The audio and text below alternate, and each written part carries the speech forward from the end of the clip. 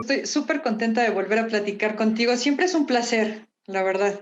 Y ya esperaba que nos viéramos. ¿Qué te platico del Silencio de todos los muertos? Pues estoy muy contenta. Es el nuevo hijo. Es una novela como muy personal.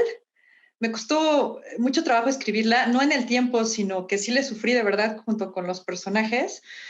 Eh, es una novela de terror con la que gané el premio exactamente hace un año, en el 2020, en febrero, de Se Busca Escritor de editorial de otro tipo, de novela juvenil. Entonces, estuvo muy padre porque por lo general no ganan novelas de terror, sino salen otros géneros.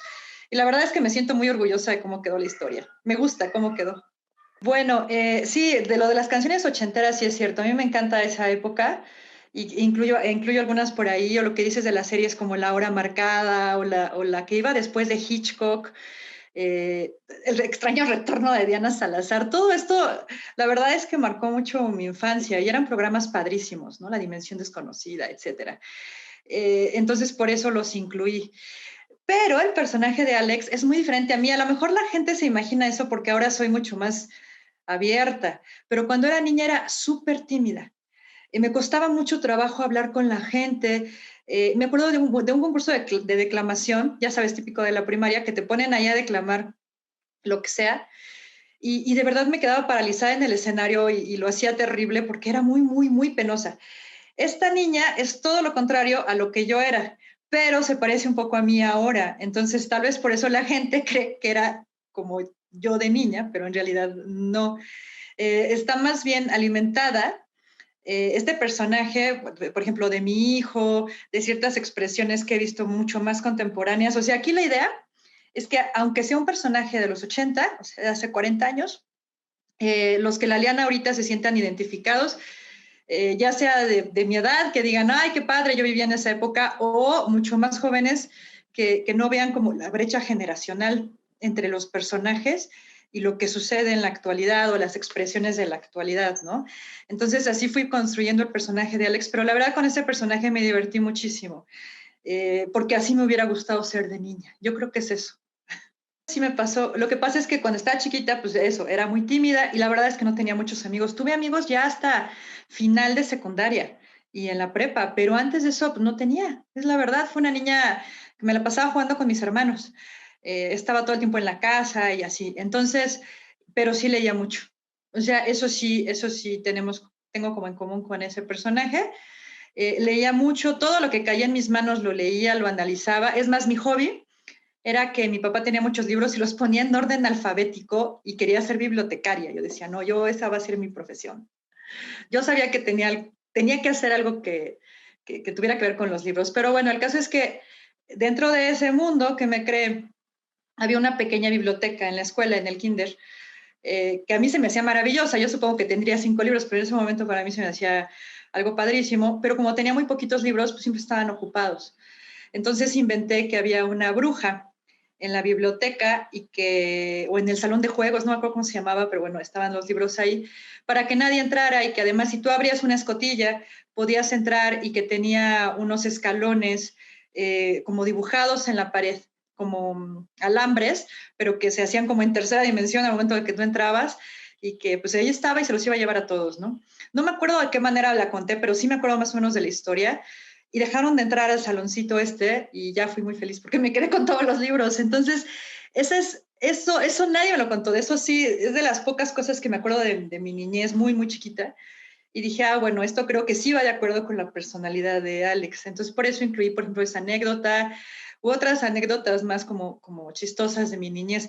Pero en realidad, bueno, la niñez de Alex, la protagonista, la vamos siguiendo y pues ella se inventa sus mundos y ve como los fantasmas y todo de una manera muy natural y muy inocente, pero tiene como toda esta subtrama del maltrato del papá, de la soledad que viven y todo eso. Y la realidad es que mi niñez no fue así. Mi niñez, o sea, sí fui era una niña muy sola y muy tímida, pero la verdad era yo muy feliz con mis papás y mis hermanos, ¿no? Tomando de diferentes formas. Por ejemplo, primero está ubicado en un lugar real, lo conozco muy bien, y escribí todo lo que me provocaba estar en este lugar. Lo volví a visitar y demás, porque no es lo mismo que escribas sobre un lugar que no conoces y lo inventas, a que sientas a qué huele, a qué sabe estar ahí, ¿no? Aparte, construí cada uno de los personajes y le di voz a cada uno. Estuve experimentando con diferentes narradores, desde el narrador omnisciente o en segunda persona, como en Tu cadáver en la nieve o así. Y lo que más me funcionó para la narrativa fue en primera persona. Cada uno de los capítulos está dividido desde el punto de vista de cada uno de los personajes, pero eso me ayudó mucho a no tener huecos en historia, como dices, o sea, a que nosotros como lectores conozcamos lo que piensan los personajes sin que necesariamente entre ellos lo sepan, porque así sucede en las familias o en las escuelas o con los amigos, ¿no? Entonces, aquí mi idea era ser cómplices a los lectores de los personajes y de sus pensamientos. Y bueno, y aparte construir la casa como si fuera otro personaje también. Y ya que tenía más o menos hilada la historia y ya que tenía la época en la que iba a suceder, entonces sí hice la línea de tiempo. Creo que en esa me tardé un poquito más para ponerle sucesos reales que fundamentaran la historia en nuestra realidad, ¿no? Y además que tuvieran que ver con la familia, ¿no? Porque hay millones de sucesos, pero tenía que escogerlos para que fueran de acuerdo a dónde vivían y a quiénes eran, incluso a nivel socioeconómico. O sea, me traté de fijar absolutamente en todo. Sí me tardé un poco como en esa estructura. Ya en escribirla fue mucho más rápido. Pero primero necesitaba conocerlos perfectamente bien para que al momento de que reaccionaran, por ejemplo, la gente no pensara, eso no es cierto, o sea, este personaje no reaccionaría así, ¿no? O sea, no, que sí tuvieran como cierta coherencia dentro de los conflictos que tienen que enfrentar. Y ya, y luego al momento de volver a revisar la novela fue cuando le fui incluyendo ciertos personajes. Hay otros personajes como el del escritor que comentaste hace rato. A ver, ahorita me dices tu tesis. Pero también sí está basado en un escritor real, que además yo le hablaba por teléfono y le contaba cómo estaba construyendo la historia. Y entonces él me contaba ciertas historias, me decía, oye, inclúyelas, no sé qué, y entonces él sabe que él está ahí, ¿no? Y hay ciertas personas que conozco de mi vida que están ahí, hay personas que siempre están en las novelas, que no sé si la gente lo note o no, pero es como el mismo personaje. Por ejemplo, el personaje de Lucas, del novio de Alex, que luego sale por ahí, eh, está fundamentado en un amigo. Tengo un amigo que sale en todas mis novelas. Siempre habla igual y todo, nada más que aquí tiene 17 años o 16, en otro tendrá 40, en otro, y así, ¿no? Son personas que han influido en mi vida y siempre van a estar ahí. Es muy divertido. Muchas gracias por tus palabras. Tú eres la experta. Tú eres la que eres súper lectora y andas ahí entrevistando a todo el mundo. Eh, Pues muchas gracias. La verdad es que sí creo que ha habido un renacimiento del género. Creo que hay muchos escritores, no nuevos, pero que sí están siendo como más reconocidos dentro del terror, pero es un terror como en serio, o sea, no el terror por cliché, ¿no? El terror de los jumpscares donde aplaudes y la gente salta. Es que ese es muy fácil de hacer y es muy fácil irse por el cliché. Lo más fácil del mundo es escribir una historia llena de clichés. Era lo que yo no quería caer con esto, ¿no? Una casa embrujada donde llega una familia y un fantasma. O sea, yo no quería precisamente caer con eso, pero creo que sí he visto historias mucho mejor construidas, pero sobre todo creo que el público sí está volteando un poco hacia el género, porque la verdad es un género bien entretenido, es muy divertido. Y más cuando está bien escrito o realizado en cine.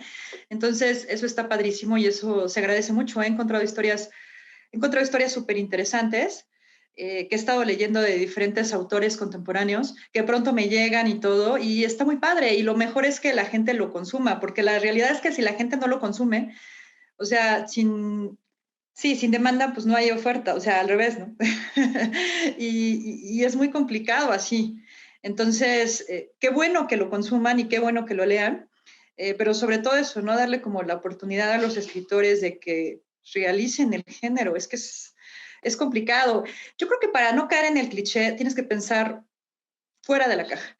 O sea, pensar, bueno, si ya se hizo lo de un fantasma en una escuela, bueno, a lo mejor yo quiero contar esta historia, pero en lugar de contarlo desde el punto de vista del niño o de la maestra, lo voy a contar desde el punto de vista del fantasma, ¿no? O le voy a agregar una subtrama. Creo que lo más interesante aquí es agregarle subtramas al terror para que cuando tú le quites la capa de horror, todavía haya una historia que lo sostenga. Creo que eso es lo más importante. Es que además, ustedes no saben, pero bueno, no sé si sepan, pero Susi conoce a Richard, Christian Matheson y a otros directores porque fuimos juntos a un festival de cine, entonces ahí estaban ellos y todo. Sí, sí es Richard. La verdad es que Richard es de mis mejores amigos, yo lo considero mi mentor, él dice que no, pero yo creo que sí lo es. Cada vez que platicamos, nuestros cafés virtuales, porque ahorita, como lo dijiste hace ratito, pues tiene que ser todo virtual. Para mí es como si tuviera tomar una clase de literatura y de género, ¿no? Con todo lo que me cuenta de las anécdotas de su papá o cómo le hacía para escribir o lo que está haciendo ahorita. Él revisó esta novela, él me dio ciertos consejos, entonces le dije, ¿sabes qué? Te voy a hacer personaje. Y le dio mucha risa y dijo, ah, bueno, adelante y ahí está. Tuvo una combinación. Una es de las canciones que me gustaban de esa época, y otra también fue de la investigación. Lo que pasa es que había muchas canciones que me gustan, ¿no? Por ejemplo, Fobia o La Ley o lo que sea. Yo era muy fanática de La Ley. No sabes cómo amaba a Beto Cuevas. Uy, no. Tengo una anécdota buenísima. Rápidamente te cuento. Fui al Bulldog con en ese tiempo, mi hermano, mi novio y otro amigo. Fuimos a un concierto de La Ley. Bueno, yo grité tanto. Era mi primer concierto. No sé ni cómo me dejaban entrar al Bull. Y a la salida, pues ya dijimos, no, ya no vamos a ver a Beto ni a nadie. Ya se fueron. Y eran como las 4 de la mañana y de pronto sale Beto Cuevas y yo, o sea, me le colgué, yo así, Beto, yo te amo con toda mi alma, nunca, por favor. Me acuerdo que me cargó y todo, ya me andaba yo metiendo en la camioneta de La Ley. Mi hermano y mi novio de aquel tiempo, que es el papá de mi hijo, me sacaron de la camioneta, pero yo estaba así, de, no, es que Beto Cuevas, no me quería lavar las manos, creo que no me las lavé en un mes. Era súper fan tenía sus póster y todo, y de Leonardo de Fobia, por supuesto, porque estaban como unidos, para mí eran como el mismo, casi, casi, ¿no? Súper diferentes, por supuesto, la gente a lo mejor me va a odiar por ese comentario, pero bueno. Entonces, yo quería incluir todo este tipo de música en la novela. Me gusta que mis novelas tengan su soundtrack de acuerdo al momento en el que están viviendo, los personajes y todo. Pero no todas quedaban por la época. O sea, por ejemplo, la que puse de Fobia se había estrenado un año antes de lo que estoy hablando, ¿no? O sea, por ejemplo, del 94, una cosa así, creo que se estrenó en el 93 y dije, ah, bueno, la de Fobia sí la puedo poner y creo que queda esta, pero hubo otras que se estrenaron después o antes que no quedaban. O sea, sí tenía toda una lista, pero tuve que ir eliminando y haciendo también investigación junto con las canciones y que, como dices, quedaran en el momento, porque la verdad es que poner canciones porque sí, pues no tiene mucho caso desde mi punto de vista, ¿no? Entonces así fue el proceso. Bueno, de los cursos, la verdad es que últimamente ya no doy muchos, doy uno al mes, algo así. Algunos son talleres de perfeccionamiento de guión, otros son de primera novela, etcétera. Entonces, tengo muy poquitos alumnos porque sí me gusta profundizar bien en sus trabajos. Y cuando tienes demasiados alumnos, a mí no me funciona porque no me da tiempo de leerlo todo o de analizarlo bien o de darles los mejores consejos. Entonces, a mí sí me gusta dedicarles tiempo, pero está muy padre, es otra cosa que disfruto mucho dar clases. O sea, cuando veo realizados los guiones o las novelas que vi cómo nacieron, ah, súper padre, la verdad. Y lo más importante es que me gusta darles consejos que me dieron a mí, pero no en la escuela, sino escritores, de verdad, editores, directores, porque de pronto cuando yo estaba en la escuela, bueno, no en la escuela, en la prepa, sino ya cuando estaba un poco especializándome hacia cuento y novela y demás, tuve maestros muy buenos, pero también tuve maestros que no te dan como sus mejores consejos como para, pues no sé por qué, ¿no? O sea, se iban como por el manual y creo que eso no es lo ideal ahorita y bueno, lo que a mí me funciona es ser muy sincera con los alumnos y es súper divertido.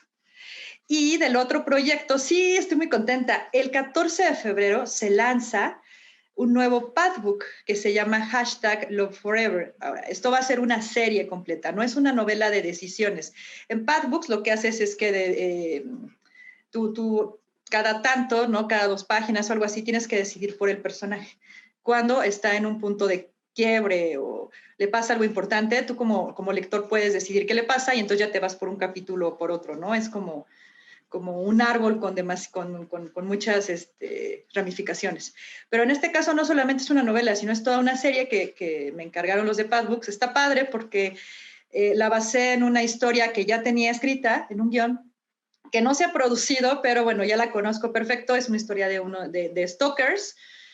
Es un thriller sobre todo de misterio. La protagonista se llama Mirari y me tardé un poco más escribiéndolo porque son cientos y cientos y cientos de páginas porque son 17 capítulos de la serie que van a ir saliendo uno por semana para que la gente lo vaya viendo y vaya decidiendo qué es lo que va a pasar. Va a tener muchos finales alternativos, va a tener cosas muy padres y pues ya casi está. Es cierto lo que dices de los libros en papel. Bueno, a mí El silencio de todos los muertos me gustó mucho cómo quedó. La portada les quedó bien bonita, hasta el gramaje del papel, los interiores, todo les quedó muy padre.